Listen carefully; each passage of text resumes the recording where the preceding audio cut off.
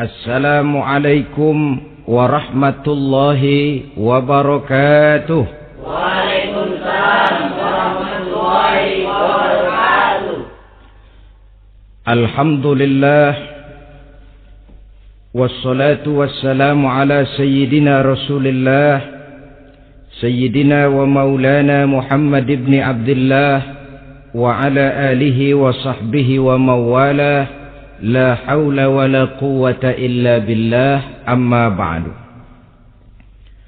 Bapak-bapak, ibu-ibu, saudara-saudara kaum muslimin rahimakumullah. Sudah menjadi keyakinan dalam kehidupan kita bahwa segala yang ada permulaannya tentu akan ada penghabisannya. Setiap yang punya awal mesti akan punya akhir. Tidak ada keabadian dalam kehidupan dunia ini. Semuanya datang dan pergi silih berganti, berubah oleh pergeseran masa dan pertukaran waktu. Demikianlah kalau kita mau merenungi kehidupan dari alam di sekitar kita. Sejak dari kehidupan tumbuh-tumbuhan, binatang, sampai kepada kehidupan kita, makhluk bernama manusia. Lihatlah kita manusia misalnya. Dimulai sejak kita terlahir ke alam ini, keluar dari alam rahim ibu, menjadi bayi yang merah tidak berdaya, untuk kemudian berangsur meningkat menjadi anak-anak. Dari kehidupan anak-anak berubah lagi kita menjadi remaja dengan segala keceriaan dan kelincahannya, dan dari masa remaja naik lagi kita memasuki usia dewasa, untuk kemudian berangsur memasuki hari tua. Lalu setelah kita memasuki hari tua, sehari, seminggu, sebulan, setahun, sampailah kita kepada batas waktu yang telah ditentukan oleh Allah, yang dinamakan ajal, dan bertemulah kita dengan yang disebut maut. Ini merupakan kepastian dalam kehidupan. Kalau saja kita mau merenung perubahan-perubahan yang terjadi pada diri kita, seharusnya membuat kita insaf dan sadar. Di kala remaja kita begitu lincah, punya rambut yang hitam ikal berderai, punya lesung di pipit, punya senyum yang indah menawan setiap orang yang melihat, punya kulit yang kencang dan bersih. Manakala kita memasuki hari tua, perubahan frontal pun terjadi. Kulit mulai jadi keriput. Rambut yang tadinya hitam ikal berderai mulai memutih. Nikmat berkurang. Gigi yang tadinya utuh dan sanggup mengunyah apa saja, satu demi satu permisi meninggalkan kita. Sangat boleh jadi dikala remaja kita senyum semua orang terpikat. Dikala hari tua dengan kulit yang keriput dan gigi yang tidak ada lagi, manakala kita senyum, mungkin orang bakal lari dari sekitar kita. Kemana keindahan yang tadinya begitu menawan? Kemana senyum lesung pipit yang tadinya menarik perhatian orang? Pergi meninggalkan kita, berubah oleh pergeseran masa dan pertukaran waktu. Nah, bila maut datang menjemput kita, selesailah kehidupan sampai di situ? Ternyata belum. Kalau lahir merupakan perpindahan hidup dari alam rahim ke alam dunia, maka mati hakikatnya merupakan perpindahan hidup dari alam dunia ini ke alam kehidupan yang berikutnya, yang dinamakan dengan alam barzah. Andai kata hidup cuma sekali, secara moral kita sanggup berkata, alangkah tidak adilnya Tuhan. Kenapa? Dalam kehidupan ini kan aneka ragam terjadi. Ada orang yang zolim, ada orang yang dizolimi. Ada orang yang membunuh, ada orang yang terbunuh. Ada orang yang kaya, ada orang yang miskin. Ada orang yang jujur, ada orang yang menghalalkan segala cara. Sehingga banyak ketidakadilan yang terlepas daripada pengadilan dunia. Lalu orang pun bilang, di dunia ini katanya banyak pengadilan tapi sulit keadilan. Di dunia ini mudah mencari pengadilan tapi sulit untuk mencari ketidakadilan. Andai kata hidup cuma sekali, tidak akan ada hidup sesudah hidup yang sekarang ini. Bagaimanakah nasib mereka yang lepas dari pengadilan dunia ini? Alangkah tidak adilnya Allah, andai kata tidak ada kehidupan sesudah hidup yang sekarang. Tentulah akan terjadi di mana orang menghalalkan segala macam cara untuk mencapai tujuan.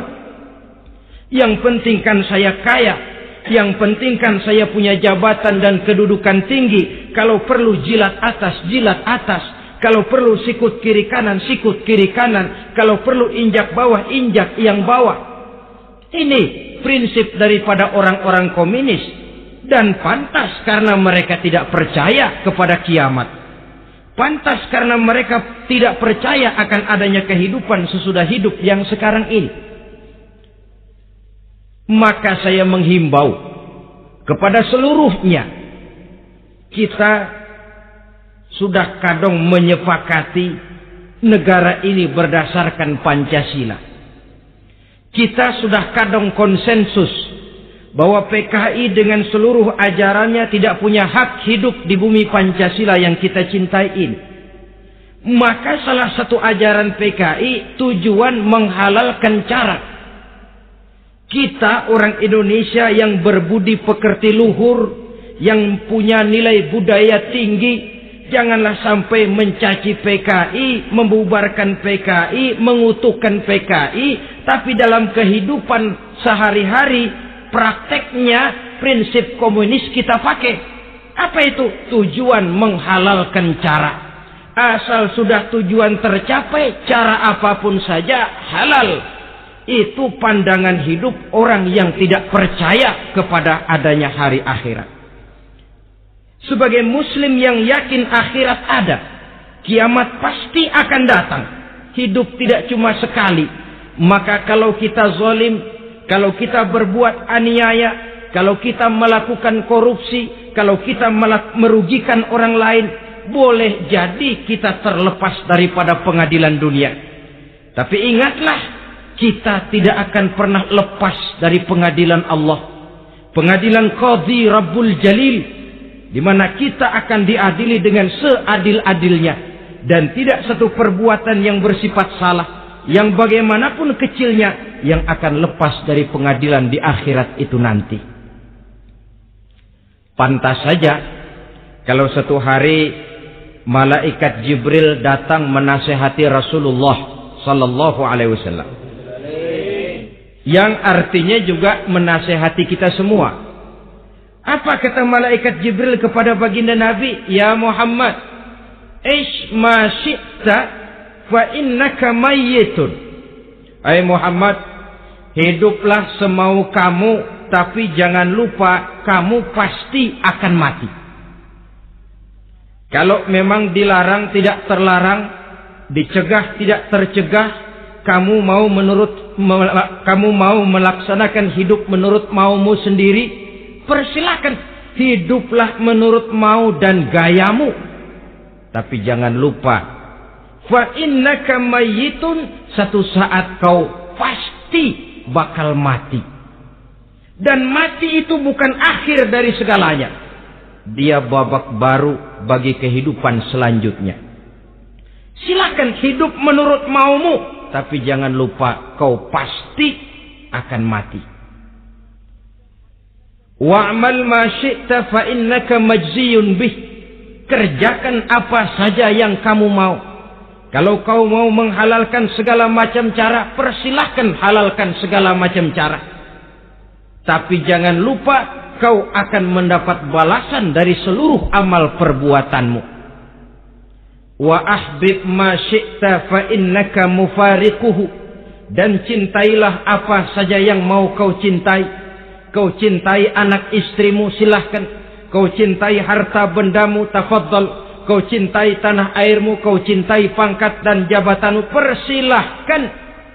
Tapi jangan lupa, fa innaka mufariquhu. Kau pasti akan berpisah dan akan meninggalkan segala yang kau cintai itu.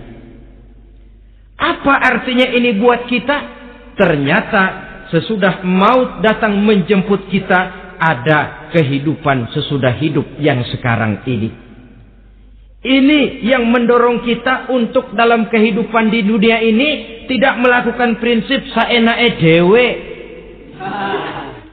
semaunya sendiri saja, asal perut kenyang, asal pangkat tinggi, asal harta dapat. Masa bodoh dengan merugikan orang lain, masa bodoh dengan menipu orang lain. Iku jenenge saenake dhewe. Muslim tidak diajarkan. Ingat manusia, setelah kau mati, setelah kiamat datang, kau akan dibangkitkan, kau akan dimintakan pertanggungan jawab tentang kehidupan yang sekarang ini. Saudara hadirin, oleh sebab itu kalau kita bicara soal kiamat, soal akhirat, ini memang masalah yang gaib, yang sepenuhnya tidak bisa dicernakan dengan kemampuan penalaran intelektual. Dasar di dalam membicarakan ini tidak lain adalah iman kita kepada Allah Subhanahu wa ta'ala. Bukan cuma zaman sekarang, dari zamannya Nabi.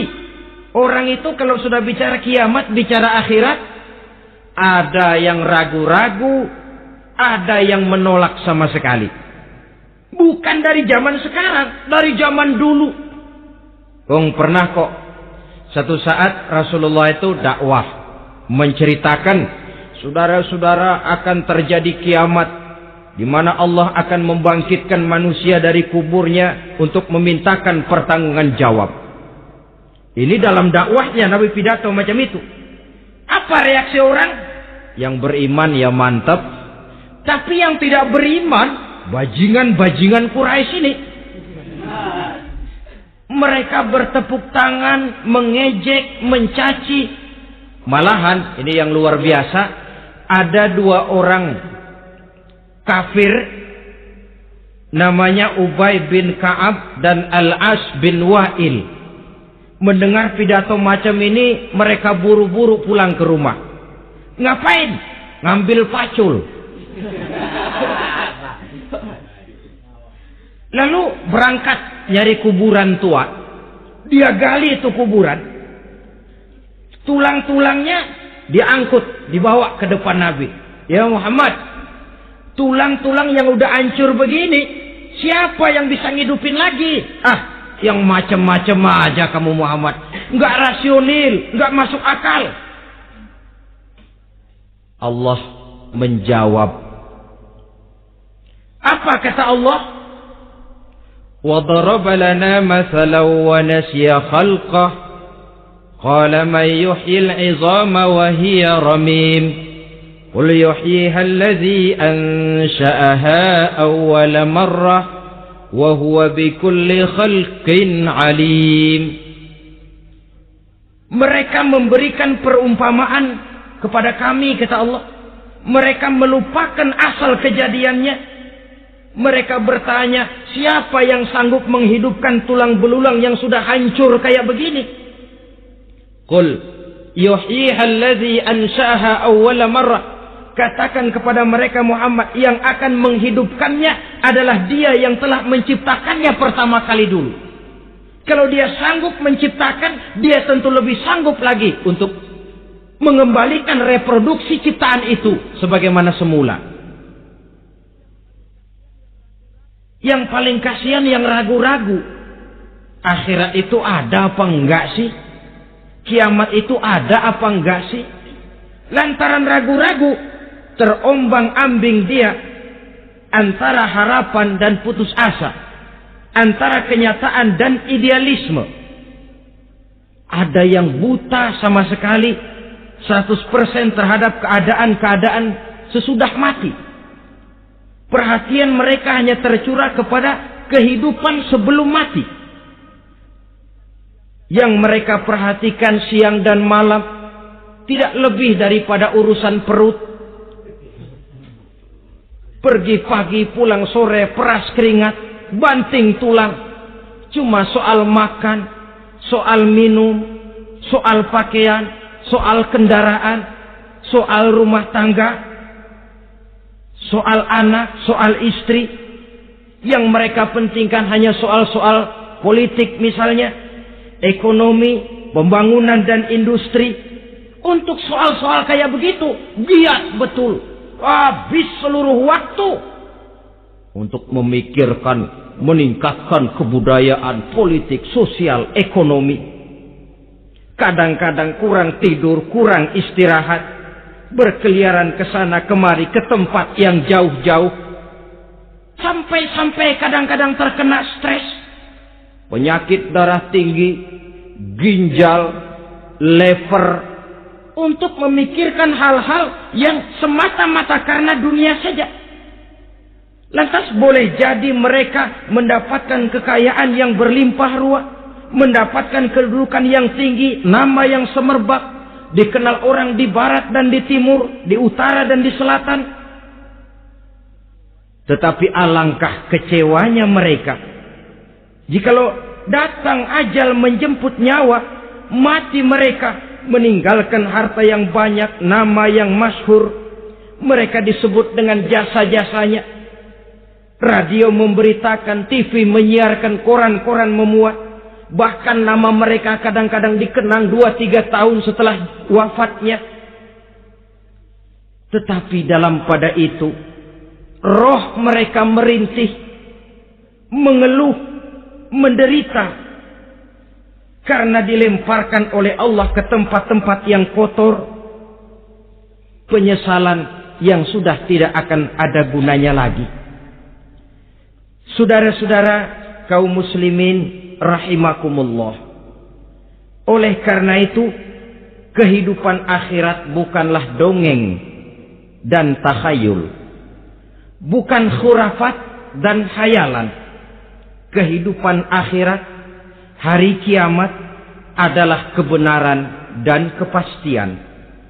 Dalam surah Al-Hajj ayat ke-7, Allah Subhanahu wa taala menyatakan, wa anna as-sa'ata atiyatun la raiba fiha wa anna Allah yab'atsu man fil qubur, dan bahwasanya kiamat itu sesungguhnya adalah sesuatu yang pasti dan tidak ada keraguan-raguan lagi di dalamnya, dan bahwasanya Allah sungguh-sungguh akan membangkitkan manusia dari kuburnya masing-masing. Nah, kalau kita sudah yakin kiamat sesuatu yang pasti adanya, akhirat sesuatu yang pasti adanya, dari mana pembicaraan tentang kiamat ini kita mulai? Tentu dari diri kita. Marilah kita mencoba melihat proses perjalanan hidup ini sampai kita memasuki kiamat. Hadirin, tidak ada makhluk secantik manusia. Tidak percaya, pernah keragunan? Nah, saudara masuk ke kebun binatang. Segala macam makhluk ada di situ. Ratusan macam jenis binatang. Bandingkan dengan saudara, kira-kira cakep mana?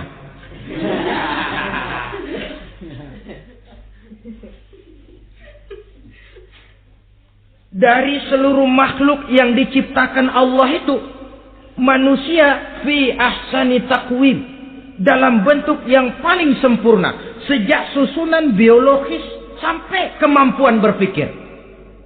Biologis kita ya Allah, diciptakan kita begini rupa, diberikan 2 kaki untuk berjalan, 2 tangan untuk bekerja, diberikan 2 mata, dua-duanya di depan.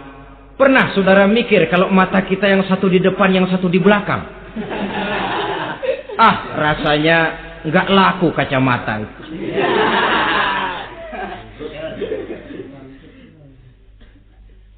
Diberikan hidung dengan 2 lubang, tahu betul Allah ke bawah lagi lubangnya. Coba pikir kalau lubang hidung kita menghadap ke atas. Aduh, kalau musim hujan repot jagain hidung. Laqad khalaqnal insana fi ahsani taqwim. Sungguh telah kami ciptakan manusia dalam bentuk kejadian yang paling sempurna ketimbang makhluk-makhluk Allah lainnya.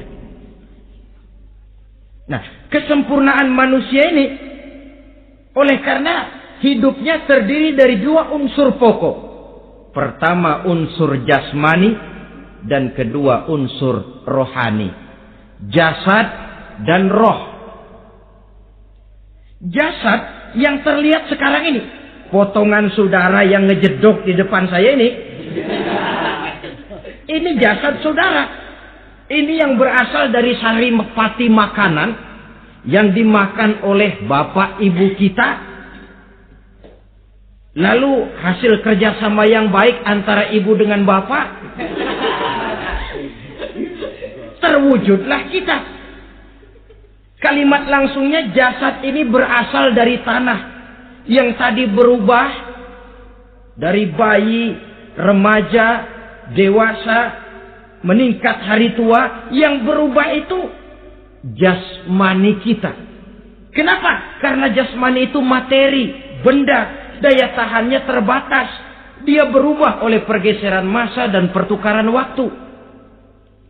Apa ada orang makin tua makin cakep? Jasmani oleh karena dia materi, dia berubah oleh pergeseran masa dan pertukaran waktu. Nah, yang menyebabkan jasmani itu bergerak karena ada roh di dalamnya. Ini yang menyebabkan kehidupan. Ini yang menjadi sumber kehidupan, pusat kesadaran dan pengertian dalam kehidupan manusia. Tanpa roh dalam diri kita, maka jasad kita, pernah lihat orang mati? Itu kalau orang mati, coba perhatikan. Apanya yang kurang? Kupingnya masih ada, tapi sudah tidak sanggup mendengar. Matanya masih lengkap, tapi tidak mampu melihat. Jangankan melihat, terbuka saja tidak. Mulutnya masih ada, tapi sudah tidak bicara lagi. Telinganya cukup, tapi sudah tidak sanggup mendengar. Kakinya lengkap, tapi tidak mampu lagi berjalan. Apa penyebabnya itu? Ternyata jasmani kita, jasad ini, manakala sudah ditinggalkan oleh roh, dia tidak akan bisa berdaya apa-apa. Tidak mampu berjalan, tidak pula berbuat, tidak pula bekerja apapun saja. Saudara-saudara, dua-duanya punya kebutuhan. Jasmani ada kebutuhannya, rohani pun ada kebutuhannya. Jasmani yang jelas perlu makan, perlu minum, perlu tidur, perlu pakaian, dan sebagainya.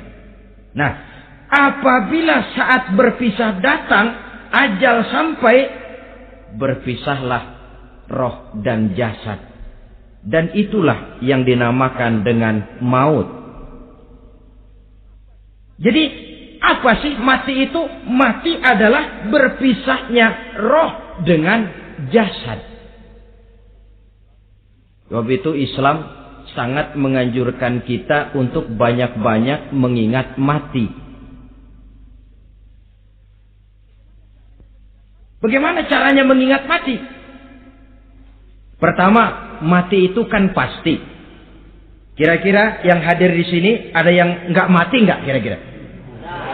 Semuanya bakal mati kan? Berani? Sekarang mau? Saudara, sebenarnya kalau kita merenung lebih jauh, orang itu tidak perlu takut mati. Walaupun tidak boleh terlalu berani menghadapi mati. Karena bagaimanapun takutnya kita kepada mati, toh dia pasti datang. Bagaimanapun beraninya kita mati, kalau belum ajal, ya tidak mati juga. Jadi muslim itu kan harus berani menghadapi hidup dan tidak takut menghadapi mati. Mati adalah sesuatu yang pasti. Muslim dianjurkan banyak-banyak mengingat mati dalam kehidupan. Caranya bagaimana? Pertama, berziarah nengokin teman yang sakit. Ya? Suka nengokin teman yang sakit enggak? Oh, itu pahalanya kata Nabi.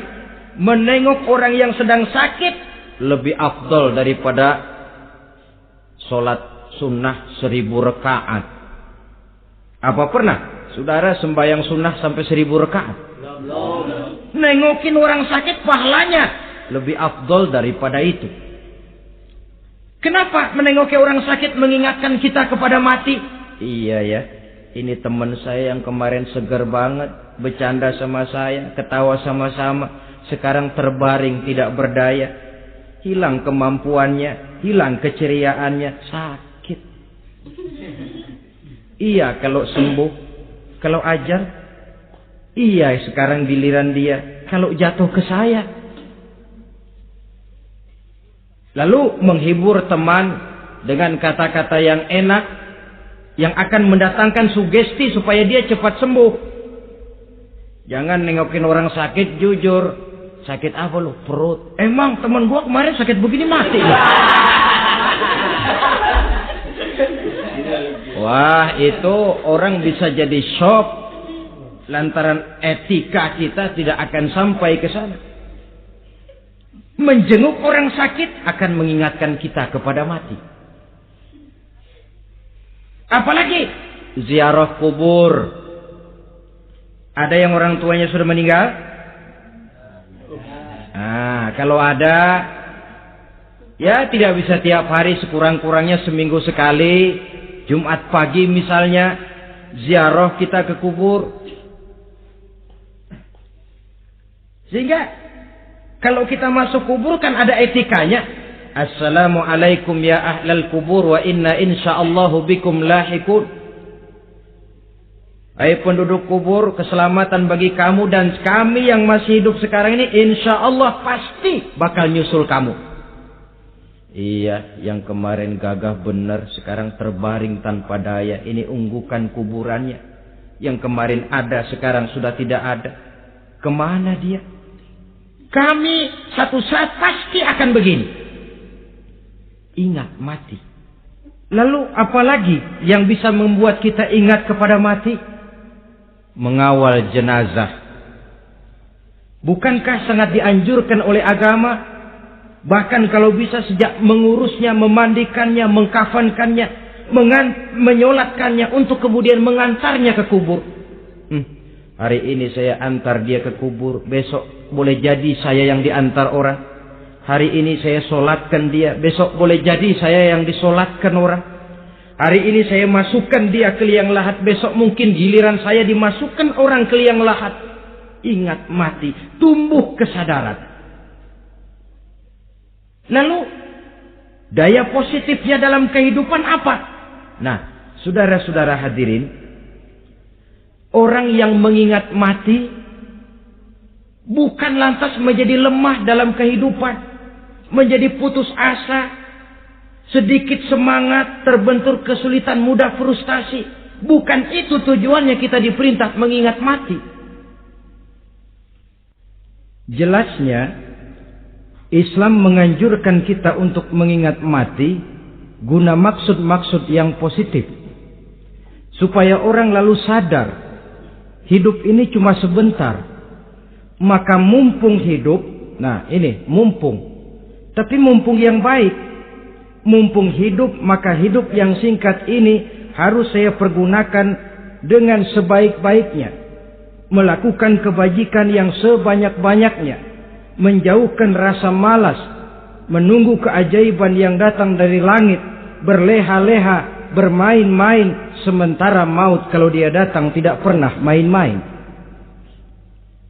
Pantas kalau seorang penyair bernama Syauqi memesankan tazawwad bittaqwa fa innaka la tadri idza hanna al-lailu hal ta'ishu ila al-fajr. Kam min sahihin mata min ghairi illatin wa kam min alilin 'asha hinan min ad-dahri. Persiapkan dirimu dengan takwa, sebab kamu tidak tahu apabila malam datang kamu masih bisa hidup apa enggak besok pagi. Apa ada jaminan saudara yang kumpul di depan saya malam ini besok masih bisa hidup? Tidak. Ada jaminan? Tidak. Tidak ada sama sekali. Kam min sahihin mata min ghairi illatin. Berapa banyak orang sehat mati enggak pakai sakit lagi. Sebabnya kadang-kadang ringan saja. Ada yang cuma jatuh di kamar mandi mati. Ada yang cuma ketiban pensil. Iya, kalau ketiban pensil 3 peti masa enggak mati. Ta'addadatil asbab wal mautu wahid. Sebabnya boleh jadi macam-macam, tapi mati satu juga, yaitu mati. Dia seperti kelapa yang terlalu tua jatuh ke bawah, yang kembang baru keluar pun jatuh ke bawah. Itulah mati. Dia datang menjemput yang bayi, dia datang mengambil yang anak-anak, dia datang juga kepada yang remaja, kepada yang dewasa, kepada yang tua sekalipun. Jangan yang remaja lalu berpikir, gua rasanya masih jauh banget mau mati. Ini sesuatu yang pasti yang kita tidak pernah diberitahu kapannya. Kalau dikasih tahu kapannya kan kita bisa, umpama malaikat maut datang ke rumah saya, saudara Zainuddin kau mati 80 tahun lagi. Wah, saya kan berhitung, masih lama, poya-poya aja dulu . Tapi ini tidak pernah diberitahu kepada kita. Lantaran tidak diberitahu itulah kita perlu bersiap-siap dengan selalu mengingat-ingat mati yang mendorong kita untuk berbuat positif. Satu contoh peringatan mati yang mendatangkan positif pada peristiwa ketika turun perintah hijrah. Ketika di Mekah sudah terpepet turun perintah hijrah. Ini sahabat yang berangkat hijrah, jangan dikira semua bulat hati. Ada yang mikir, kalau saya hijrah berangkat dari Mekah ke Madinah, nanti di tengah jalan dicegat oleh kafir Quraisy lalu dibunuh, mati saya. Takut mati. Allah peringatkan, kullu nafsin za'iqatul maut.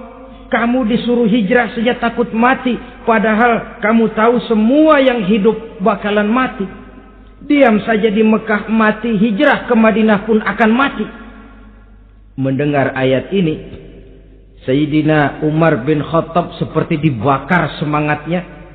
Kalau sebagian sahabat hijrah sembunyi-sembunyi, beliau mau hijrah itu malah bajingan Quraisy dikumpulkan dekat Ka'bah. Pidato. Ya ma'syara Quraisy. Dedengkot Quraisy. Dengerin. Besok pagi yang namanya Umar bin Khattab mau hijrah dari Mekah ke Madinah. Siapa yang kepengen kepalanya berpisah dengan badannya, persilahkan cegat Umar di jalanan.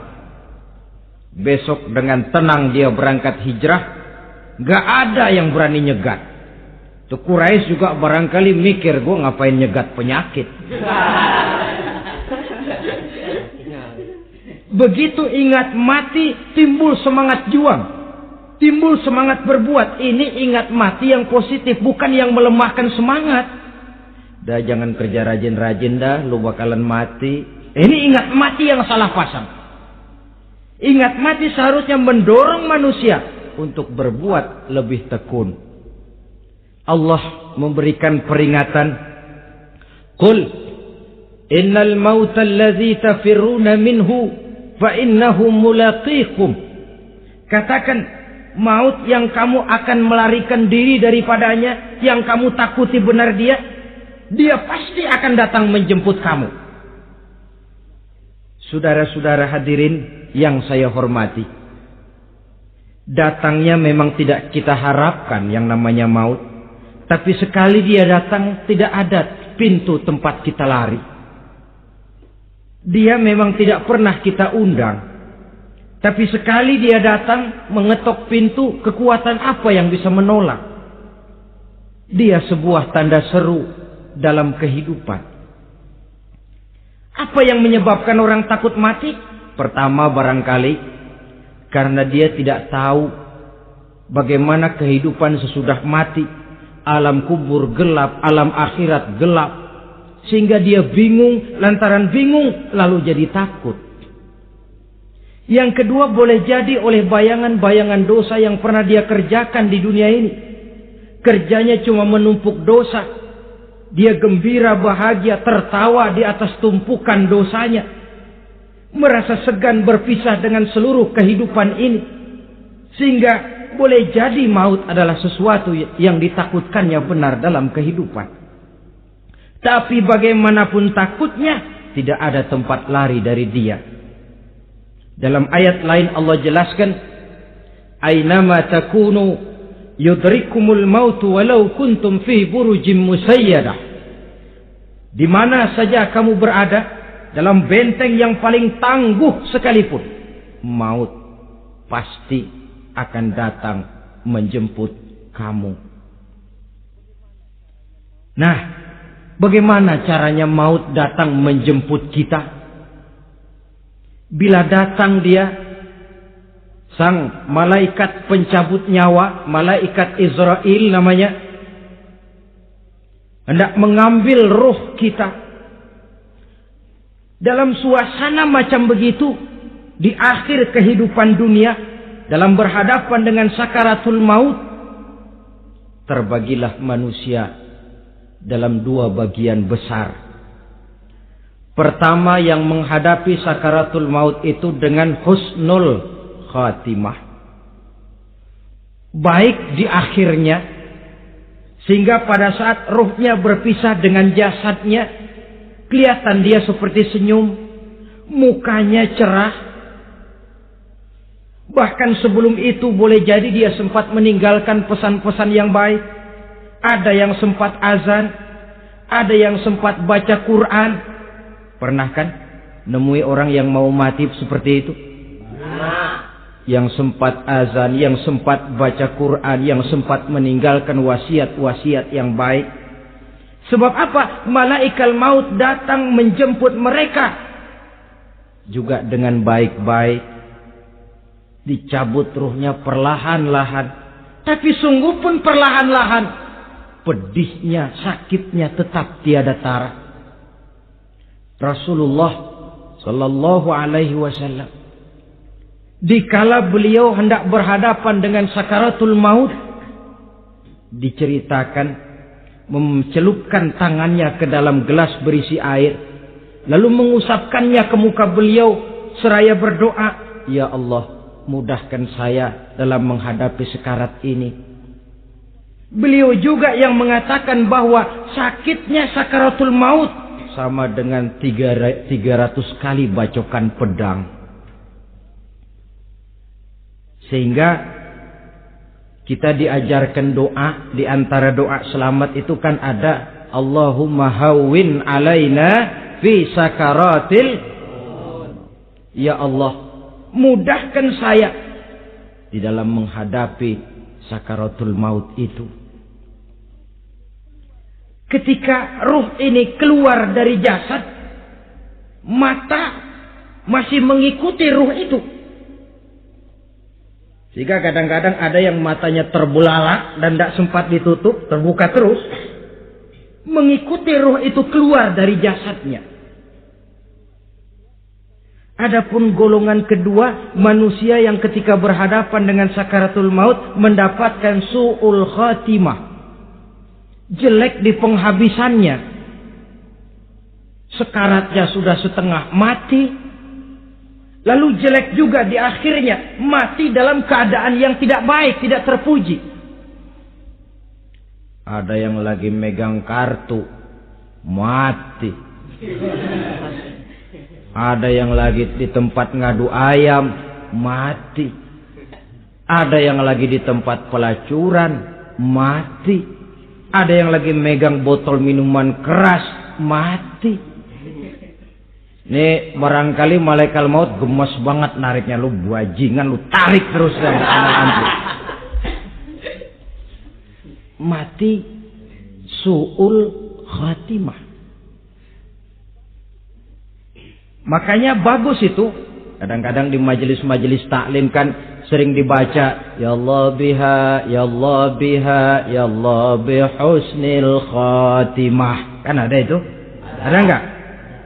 Saudara hadirin, mohon agar oleh Allah kita diberikan husnul khatimah, baik di saat ruh akan berpisah dengan jasad.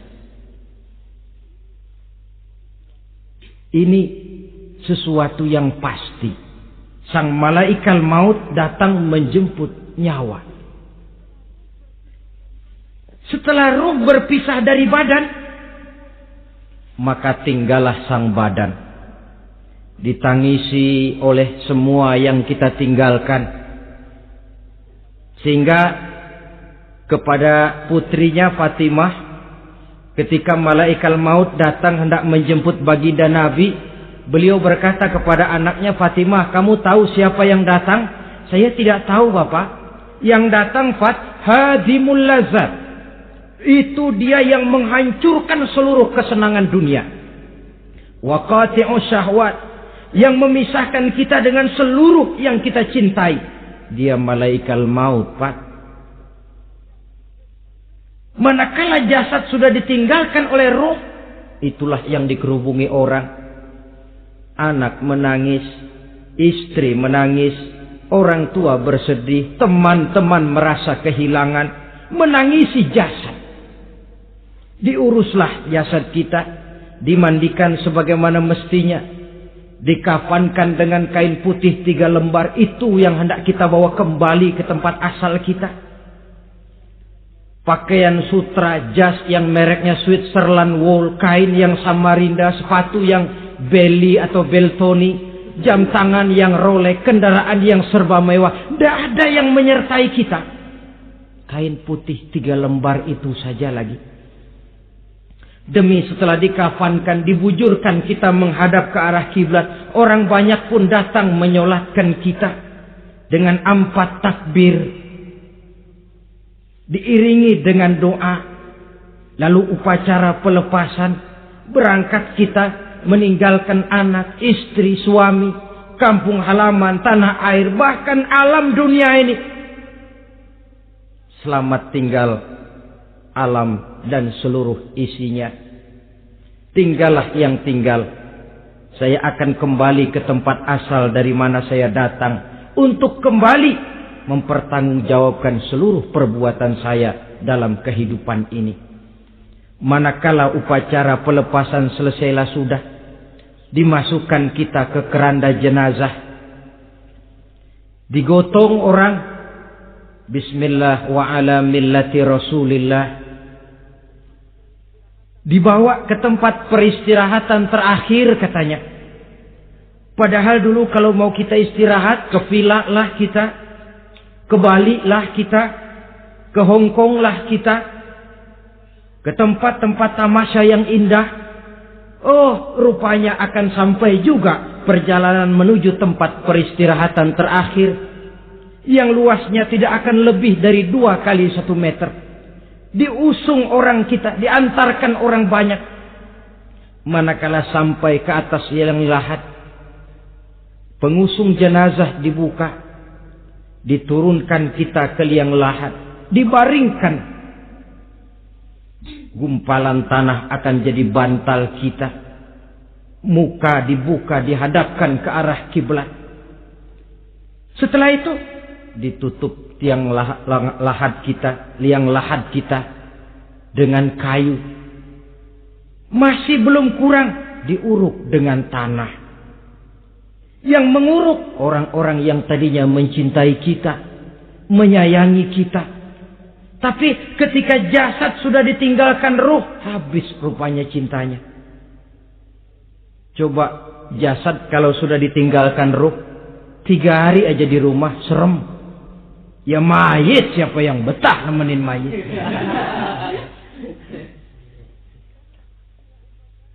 Lalu bila upacara pemakaman selesai, maka berusahalah semuanya. Para pengantar akan kembali ke rumahnya masing-masing. Maka masuk kita ke alam kehidupan, yaitu yang disebut alam barzakh atau alam kubur. Apa selesai hidup sampai di situ? Tidak. Hanya beberapa langkah setelah yang mengantar kita pulang. Diriwayatkan dalam hadis Bukhari dan Muslim, bila seseorang sudah diletakkan di kuburnya, lalu yang mengantar kembali pulang, maka roh si mayit akan dapat mendengar bunyi terompah orang yang pulang itu. Bunyi terompahnya terdengar. Datang dua malaikat menanyakan dia dengan pertanyaan-pertanyaan yang kalau bisa dijawab dengan betul, dua malaikat yang bernama Munkar Nakir akan bilang, jawabanmu betul, tenanglah kau di sini, naumatal arus, tidurlah kau di sini seperti tidurnya pengantin. Orang yang baik-baik di alam kuburnya akan mendapat nikmat kubur. Sehingga masa penantian yang lama, sebab jangan lupa, kita masuk ke kubur itu kan menunggu sampai datangnya hari kiamat. Jadi kalau kiamat umpama masih 1000 tahun lagi, ya 1000 tahun kita menunggu. Orang yang baik-baik penantian di alam kubur, kata malaikat, naumatal arus, tidurlah kamu seperti tidurnya pengantin. Bagaimana sih tidurnya pengantin? Nggak berasa. Iya, kata anak sekarang, endah aja udah. Begitu mendusin pagi, kata lakinya, malam sebentar bener ya Neng. Sebentar betul katanya malam. Iya tentu saja tidak terasa. Kenapa? Dia tidak pernah memikirkan waktu. Terbawa oleh kenikmatan dan kelezatan yang dirasakannya dalam kehidupan. Tapi orang kafir, orang yang dosanya bertumpuk, tidak sanggup menjawab pertanyaan dua orang malaikat, maka dia akan mendapat azab di alam kuburnya terus menerus siang dan malam sampai datangnya hari kiamat. Ibarat maling ayam ketangkep, belum masuk pengadilan udah digebugin duluan. Kan begitu kan? Ada maling ayam nggak di sini? Nah, itu yang nyaut tadi pengalaman itu. Di sidang belum divonis, belum digebugin babak belur. Saudara hadirin, maka alam kubur bisa merupakan raudhatun min riyadil jannah. Taman di antara taman-taman surga pun juga bisa merupakan hufratun min hufarin niran, menjadi liang daripada neraka. Ada lagi riwayat yang dari Imam Muslim yang diperoleh dari Zaid bin Sabit. Zaid bin Sabit cerita, satu hari kami bersama Rasulullah sallallahu alaihi wasallam berada dalam kebun kepunyaan Bani Najjar. Rasulullah sedang duduk di atas keledai. Tiba-tiba entah bagaimana itu keledai terkejut, kaget, berontak, hampir Rasulullah jatuh. Rasulullah kemudian bertanya, rupanya di kebun itu ada kuburan tua, 5 atau 4 kuburan. Rasulullah lalu bertanya, saudara-saudara ada yang tahu nggak ini kuburan siapa? Nggak ada ya Rasulullah. Memang kenapa? Ini penghuni kuburnya lagi disiksa oleh Allah. Andai kata boleh saya mohon kepada Allah supaya kamu dengar seperti yang saya dengar, andai kata saja kamu kuat mendengarnya, saya pasti akan berdoa. Tapi sayang, saya yakin kamu pasti tidak akan kuat mendengar mereka mendapat azab di kuburnya. Hadis sahih riwayat Imam Muslim dari Zaid bin Sabit. Kehidupan di alam barzakh. Pak, iya kalau yang matinya dikuburin. Lah kalau yang matinya diceburin ke laut, dibakar, di medan perang hilang, nggak ketahuan kemana jenazahnya. Saudara, hilang kek, dikubur kek, di dalam lautan direndam kek, itu kan cuma logika kita. Menurut Allah tidak ada perbedaan orang mati dikubur di dasar lautan, atau dibakar sampai jadi abu, atau gugur di medan perang tidak ketemu jenazahnya. Entah mereka tetap masuk ke alam barzakh namanya. Jasad boleh hancur, tapi roh sebagai sumber kehidupan, pusat kesadaran dan pengertian, dia tetap ada, mengalami kebahagiaan dan kegembiraan, atau mengalami kepedihan dan penderitaan, bergantung kepada amalan yang kita lakukan dalam kehidupan di dunia ini. Maka dalam Yasin tadi kan jelas, qul yuhyiha alladzi ansha'aha awwala marrah. Yang menghidupkan mereka yang dikubur di dasar lautan, mereka yang dibakar sampai jadi abu, yang akan menghidupkan ialah Allah yang menciptakan mereka dulu pertama kalinya. Jadi kalau sudah ada aslinya, ya tentu tidak perlu contoh lagi, akan sangat mudah membuatnya. Orang tua kita, keluarga kita yang sudah berpulang, mereka di alam barzakh sekarang ini bisa mendapat nikmat kubur, bisa mendapat azab kubur, bergantung amalan mereka dalam kehidupan di dunia ini.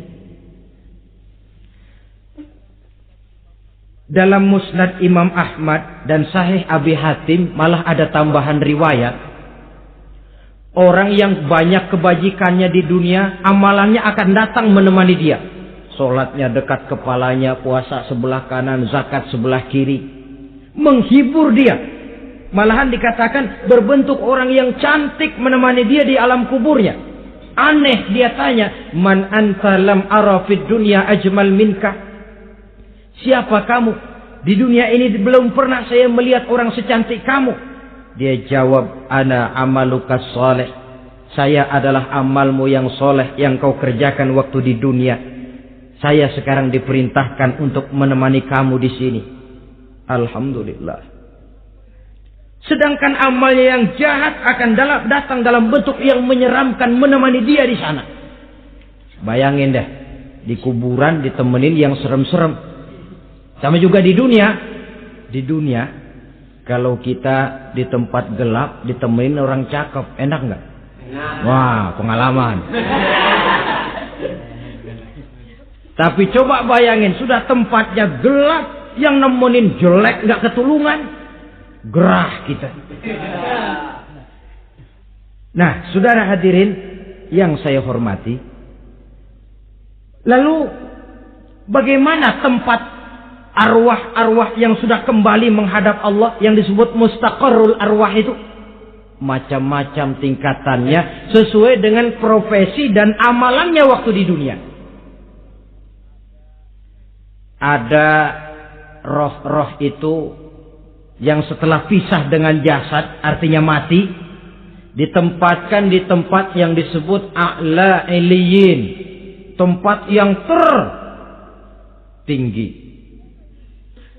Siapa ini? Arwahnya para nabi dan para rasul. Ini fi a'la iliyin, di tempat yang tertinggi. Arwahnya para nabi, arwahnya para rasul. Dan karena kita bukan nabi, bukan rasul, ya jangan mimpi dapat tempat fi a'la iliyin, kecuali kalau Allah menghendaki. Itu hak prerogatif Allah. Tapi kan tidak adil kalau Allah melakukan itu. Ini kelompok roh-roh yang masuk golongan VIP. Wah, the first class. Para nabi, para rasul. Lalu ada pula roh-roh itu yang setelah pisah dengan jasadnya diumpamakan seperti burung-burung hijau yang berterbangan di perkebun-kebunan surga. Roh siapa mereka ini? Rohnya para syuhada, orang-orang yang mati syahid gugur membela agama. Nah, ini bedanya orang mati syahid dengan pahlawan, ya. Apa bedanya syuhada dengan pahlawan? Kalau syuhada, orang yang gugur membela agama, niatnya karena Allah, mati syahid. Kalau pahlawan, orang yang gugur membela negara, orang yang dianggap berjasa kepada pemerintah. Klimaksnya, kalau orang mati syahid jelas surga, tapi pahlawan belum tentu surga. Kenapa? Bergantung kepada negara macam apa yang dibelanya dan pemerintah model mana yang dibelanya. Di negara-negara komunis misalnya, banyak nggak pahlawan? Banyak. Dengan sekian tanda jasa yang mati di medan perang dan sebagainya. Kira-kira pahlawan komunis masuk surga enggak? Enggak. Ya, kalau pahlawan komunis masuk surga, kita enggak kebagian kapling di surga barangkali. Inilah bedanya pahlawan dengan orang mati syahid. Kemudian ada pula roh itu yang tertahan di pintu surga. Tertahan di pintu surga. Ini seperti tadi, orang yang mati syahid tapi masih ada kaitan di dunia. Rasulullah pernah ditanya orang, "Ya Rasul, kalau saya maju ke medan perang bela agama, mati syahid, apa saya masuk surga?" "Iya, masuk surga." Kecuali kata Nabi, kalau masih punya utang. Nah, tertahan di pintu surga. Ada pula roh itu yang tertahan di alam kuburnya. Ini umumnya seperti tadi itu. Ada mempunyai dosa, mempunyai kesalahan, sehingga merasakan azab kubur.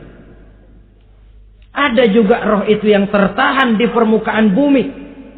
Mereka yang dalam hidup selalu menumpuk dosa-dosa yang besar, meninggal sebelum keburu untuk bertaubat. Saudara hadirin yang saya hormati, inilah yang kita khawatirkan. Sebab jikalau pada saat roh sudah datang, jikalau saatnya roh datang berpisah dengan jasad, menemukan sakaratul maut, saat itu taubat sudah tidak akan ada gunanya lagi. Masuk ke alam kubur, mendapat azab kubur sampai datangnya hari kiamat. Berapa lama di alam kubur ini? Menunggulah kita sampai datang saatnya kiamat. Nah, saudara-saudara, apa tanda-tanda hari kiamat? Kapan dia akan datang? Bagaimana hal ihwal manusia pada saat terjadi kiamat? Bagaimana alam ini? Bagaimana perhitungan di padang mahsyar? Insya Allah akan saya ungkapkan pada bagian kedua dari ceramah ini. Insya Allah kita akan lanjutkan pembicaraan ini sampai kepada terminal paling akhir, surga dan neraka. Inilah saja pertemuan kita pada kesempatan kali ini. Terima kasih banyak atas segala perhatian. Mohon maaf atas segala kekurangan. Wabillahi taufiq wal hidayah. Wassalamualaikum warahmatullahi wabarakatuh. Waalaikumsalam warahmatullahi wabarakatuh.